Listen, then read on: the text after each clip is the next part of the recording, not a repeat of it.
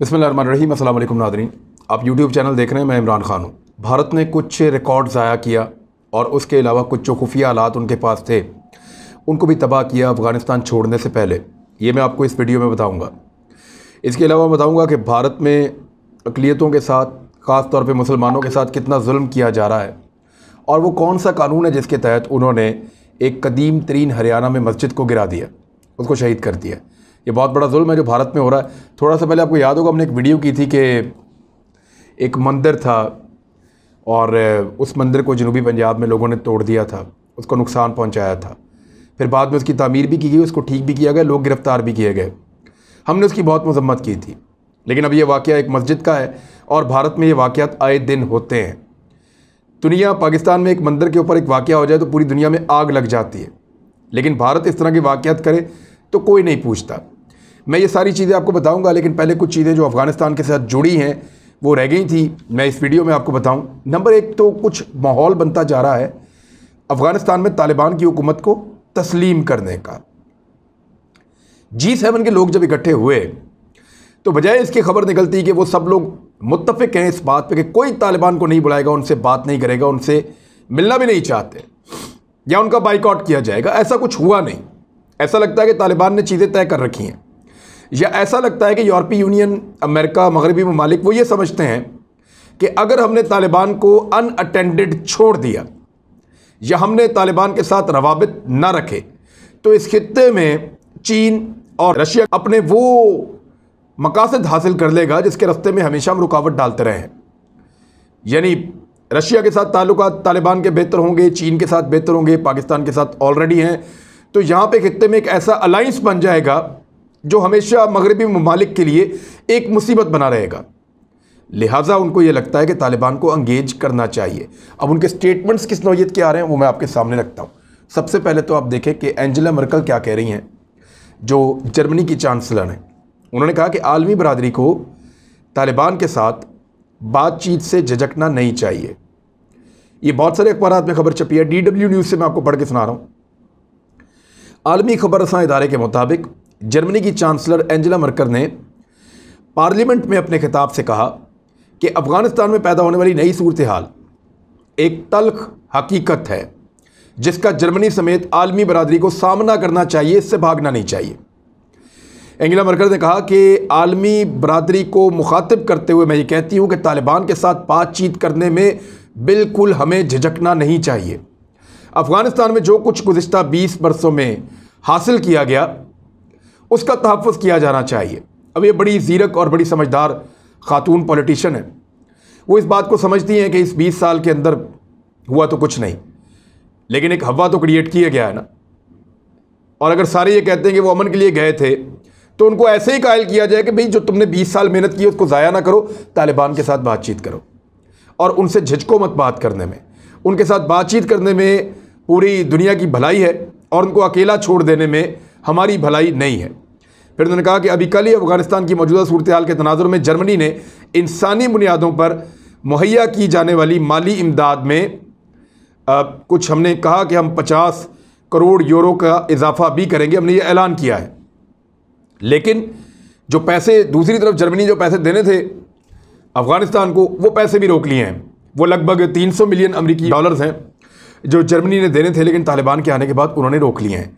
दूसरी जानिब 50 करोड़ यूरो के इजाफे का भी उन्होंने ऐलान किया है जो दिया जाएगा उन लोगों को जो अफ़गान हैं।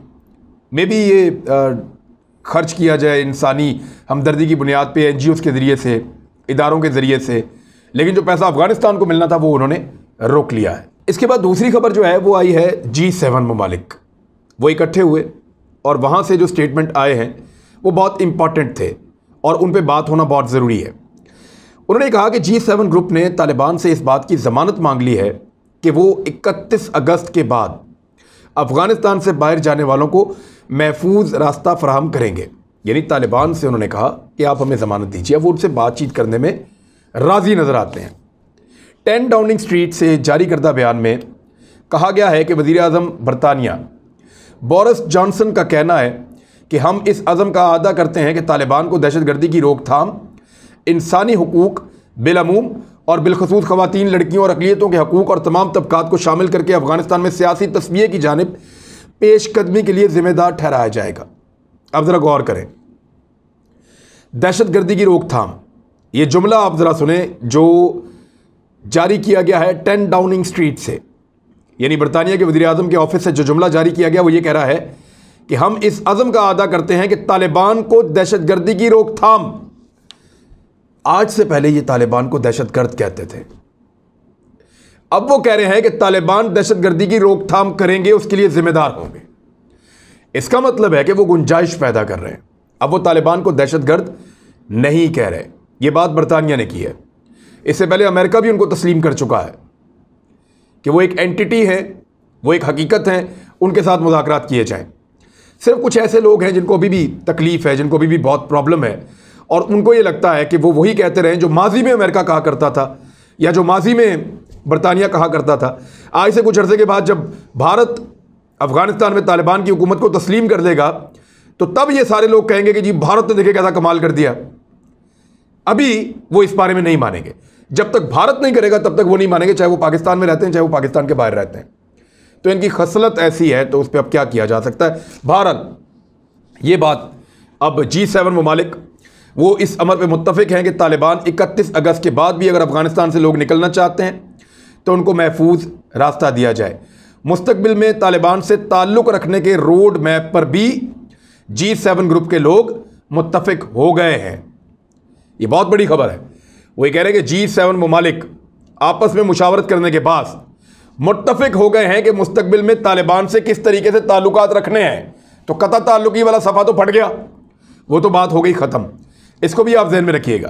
उन्होंने कहा इस हवाले से पहली शर्त यह है कि तालिबान की जानिब से ज़मानत फराहम की जाए कि वो अफ़गानिस्तान से निकलने वालों को महफूज रास्ता देंगे। और एक वर्चुअल इजलास जो हुआ G7 का, उसमें उन्होंने कहा कि अफ़गानिस्तान से इनखला की किसी नई तारीख के बारे में कोई नतीजा नहीं निकाला जा सका, इसलिए कि वो तो जो बाइडन ने भी कह दिया कि 31 अगस्त तक हम हर हाल में निकल जाएंगे, जबकि तालिबान ने कहा कि भाई आपको निकलना होगा, इसके अलावा हम आपको मज़ीद वक्त नहीं दे सकते हैं। फिर जो जर्मन चांसलर है उन्होंने कहा कि एंजेला मर्केल, जिनका पहले मैंने आपको बताई, इसी वीडियो में आपको उनकी खबर दी मैंने, उन्होंने कहा कि जर्मनी अफ़गानिस्तान के पड़ोसी ममालिक पाकिस्तान और ईरान के साथ मिलकर इस हवाले से काम करने के लिए तैयार है। पाकिस्तान का नाम फिर G7 ममालिक में भी आया है। पाकिस्तान की रेलिवेंसी का आप यहाँ से अंदाज़ा कीजिए। तो ऐसा लगता है कि अफ़गानिस्तान का जो नया रिजीम है वो ज़्यादा देर तक अकेला नहीं रहेगा। दुनिया इस बात को समझती है कि अब जंग तो वहाँ की नहीं जा सकती, और अगर मगरबी ममालिक अफ़गानिस्तान में नए रिजीम को तस्लीम नहीं करेंगे तो लोकल ममालिक कर लेंगे, चाइना और रशिया कर लेंगे। तो फिर चाइना और रशिया के ताल्लुकात उनके साथ बहुत अच्छे बन जाएंगे और मफादात भी उनके पास आ जाएंगे।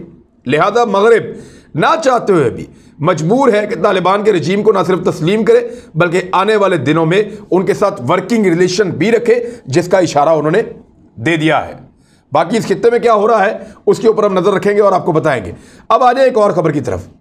भारत जब निकला है अफ़गानिस्तान से तो उन्होंने 14 गाड़ियों में अपने बंदे निकाले, यानी भारतीय हुकूमत ने तालिबान से रब्ता करके 14 गाड़ियों में भारतीय शहरियों, सफारतकारों और सिक्योरिटी एहलकारों को वापस बुलाया। अफ़गानिस्तान से निकाले जाने वाले भारतीय शहरियों की तादाद 150 के लगभग थी, जबकि ज़्यादातर भारतीय जासूस काबुल में फंस गए हैं अभी भी, इस वक्त भी। अब ज़रूरी नहीं है कि वो भारतीय शहरी हों, लेकिन भारतीय जासूस हैं, ये बाहर भी लोगों को हायर करते हैं। ज़राए के मुताबिक काबुल में तालिबान की जानिब से दाखिले से पहले नई दिल्ली का ख्याल था कि अफ़गानिस्तान से अमरीकी इनखला वाशिंगटन और इस्लामाबाद के दरमियान मौजूदा जो पार्टनरशिप है उसको कमज़ोर कर देगा, और हिंदुस्तान, अमरीका और पाकिस्तान के दरमियान ताल्लुकात ख़राब होने के ऊपर बहुत खुश था। लेकिन हुआ क्या? हुआ ये कि अचानक सब कुछ हो गया और भारत को बहुत बड़े पैमाने पर अपने खुफिया आलात को नाकारा बनाना पड़ा है। अपने उन तमाम इक्विपमेंट को जिससे वो इंटेलिजेंस करते थे, जिससे वो जासूसी करते थे, उन तमाम को तबाह किया है बहुत बड़े पैमाने पर भारत ने अफ़गानिस्तान में, और कुछ दस्तावेज़ात भी ज़ाया किए हैं। लेकिन इसके बावजूद अफ़गान तालिबान ने कुछ दीगर लोगों के साथ जो भारत की छोड़ी हुई जगह हैं वहाँ पे तलाशियाँ ली हैं और वहाँ से कुछ सबूत मिले हैं जिनसे ये साबित होता है कि भारत ने चीन और पाकिस्तान के खिलाफ अफ़गानिस्तान को इस्तेमाल किया है और बड़े पैमाने पर इस्तेमाल किया है। एक तरफ तो भारत को ये शिकस्त हो रही है अफ़गानिस्तान में, वो अकेला होता जा रहा है। दूसरी जानिब भारत की जो मईशत है वो बहुत बुरी तरह गिर गई है। भारतीय मईशत को संभाला देने के लिए भारत की हुकूमत ने पैसा इकट्ठा करना है और वो पैसा है 81 अरब अमेरिकी डॉलर्स।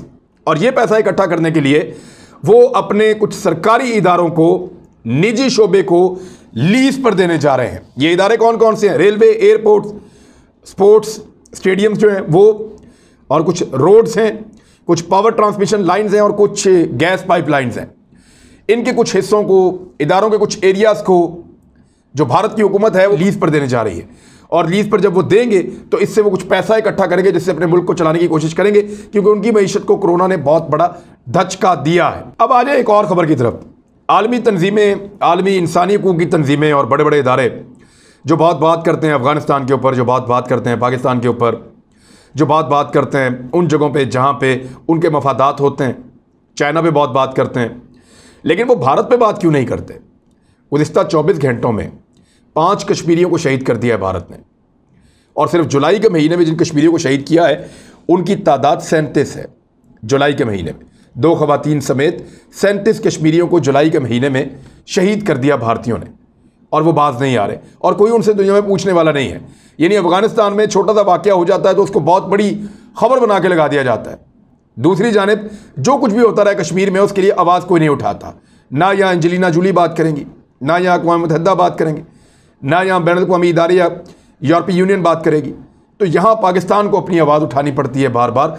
और एक और चीज़ जो भारत में बड़ी गलत हुई है वो ये कि एक तारीख़ी कदीमी मस्जिद थी भारत में, हरियाणा में, फरीदाबाद में, और उस मस्जिद का नाम था बिलाल मस्जिद। उस मस्जिद को एक अदालती फ़ैसले को जवाज़ बनाते हुए भारत की जो वहाँ की हुकूमत है हरियाणा की, उन्होंने शहीद कर दिया है। और मुसलमानों के दिल उसमें बहुत ज़ख्मी हुए हैं और वो बहुत ज़्यादा परेशान हैं, एहतजाज कर रहे हैं, बहुत तकलीफ़ में हैं वहाँ के मुसलमान। तो अक़लियतों को अजियत देने का कोई मौका भारत हाथ से जाने नहीं देता। एक्चुअली ये महकमा जंगलात की ज़मीन है और बहुत सारी ज़मीन है। इसी ज़मीन पर मंदिर भी बने हुए हैं, इसी ज़मीन के ऊपर फार्म हाउसेस बने हुए हैं बहुत बड़े बड़े, इसी ज़मीन के ऊपर कुछ गरीबों के घर थे और एक मस्जिद भी थी बहुत कदीमी। लिहाजा अदालत का फ़ैसला सिर्फ इतना था कि सरकारी जंगलात के ऊपर या जंगलात की ज़मीन के ऊपर जो भी कब्ज़े हैं वो खाली करवाए जाएँ। तो जो बड़े बड़े फार्म हाउसेज हैं बड़े बड़े अमीर लोगों के, वो तो खाली नहीं करवाए गए। जो ब्राह्मणों की वहाँ पे बहुत बड़ी बड़ी प्रॉपर्टीज़ उन्होंने बनाई हुई है वो भी खाली नहीं करवाई गई। जो मंदिर वहाँ पे बने गए हैं उनको भी खाली नहीं करवाया गया और गिराया नहीं गया। सिर्फ गिराया क्या गया, चंद अक़लियतों के गरीब लोगों के मकानात को गिराया गया और बिलाल मस्जिद को शहीद कर दिया गया। ये एक इंतहाई अनफॉर्चुनेट वाक़या है और ये बता रहा है कि भारत किस तरह हिंदुत्व के नज़रिए के तहत अक़लियतों को कुचलने की सरगर्मियाँ कर रहा है भारत में। पाकिस्तान ने इसकी शदीद अल्फाज में मज़म्मत की है और आलमी बरादरी से अपील की है कि इंसानी हकूक़ की संगीन खिलाफ वर्जियों पर भारत को कटहरे में लाया जाए, क्योंकि नरेंद्र मोदी की इन्हीं हरकतों की वजह से उसकी मकबूलियत में बहुत ज़्यादा कमी हुई है। मैंने आपको एक खबर पढ़ के सुनाई थी, अब जरा उसका तज्ज़िया भी है आपके सामने रख देते हैं कि भारत में आइंदा आम इंतखाबात के हवाले से एक सर्वे करवाया गया जो इंडिया टुडे मैगज़ीन की जानिब से ये राय ली गई थी और 14,000 से ज़्यादा अफराद इसमें शरीक हुए थे। उनमें से सिर्फ 24% अफराद का ये मानना है कि 70 साला नरेंद्र मोदी हमारा मुस्तकबिल का वज़ीर आज़म हो सकता है। और इस किस्म की राय शुमारी में नरेंद्र मोदी की जो मकबूलियत में कमी आई है वो 42 पॉइंट्स की कमी है। यानी ये 66 से पहुंच गया है 24% तक। तो बहुत बुरी हालत है इस वक्त नरेंद्र मोदी की। और योगेंद्र यादव जिन्होंने ये सारा सर्वे कंडक्ट करवाया है, उनका ये कहना है कि मैंने अपने पूरे करियर में किसी भी वज़ीर आज़म की मकबूलियत में इतनी तेज़ी से कमी आती हुई नहीं देखी जितनी तेज़ी से नरेंद्र मोदी की मकबूलियत में कमी हुई है। नरेंद्र मोदी की मकबूलियत में कमी की जो वजूहात बयान की गई हैं उनमें चंद वजूहात जो है वो बड़ी वाज़ेह हैं। एक तो महंगाई में बहुत ज़्यादा इजाफा हुआ है, दूसरा गवर्नेंस बहुत बुरी रही है, तीसरा कोरोना वायरस ने जिस तरह लोगों को तबाह किया है उस पर रिस्पॉन्स बहुत बुरा था नरेंद्र मोदी का, चौथा जो हिंदुत्व का नज़रिया है जिसके तहत वो भारत में नफरत फैला रहा है तो भारतीय शहरी उससे बदसन होते चले जा रहे हैं, ये भी एक बहुत बड़ी वजह है। लोगों को आपस में लड़वाना, उनको एक दूसरे से तकसीम करना, इस पॉलिसी के तहत नरेंद्र मोदी हुकूमत बनाता है। लेकिन ये पॉलिसी अब भारत में ज़्यादा देर तक काम नहीं करेगी और नज़र भी आना शुरू हो गया है कि कोरोना के झटके ने वहाँ के लोगों को झंझोड़ दिया है और लोगों ने नरेंद्र मोदी की मकबूलियत में कमी कर दी है। नरेंद्र मोदी जहाँ भी इलेक्शन लड़ रहा है उसको पहले जैसे नताइज नहीं मिल रहे और मुमकिन है कि अगली मर्तबा ये जमात बहुत बुरी तरह भारत में इलेक्शन हार भी जाए। वैसे मुझे बतौर पाकिस्तानी ऐसा लगता है कि नरेंद्र मोदी को कम से कम एक दफ़ा और भारत का वज़ीर-ए-आज़म बनना चाहिए, ताकि अगर कोई कसर रह गई है तो वो भी निकाल दे वो। अब तक के लिए इतना ही। अपना ख्याल रखिएगा, अपने इस चैनल का भी। अल्लाह हाफ़िज़।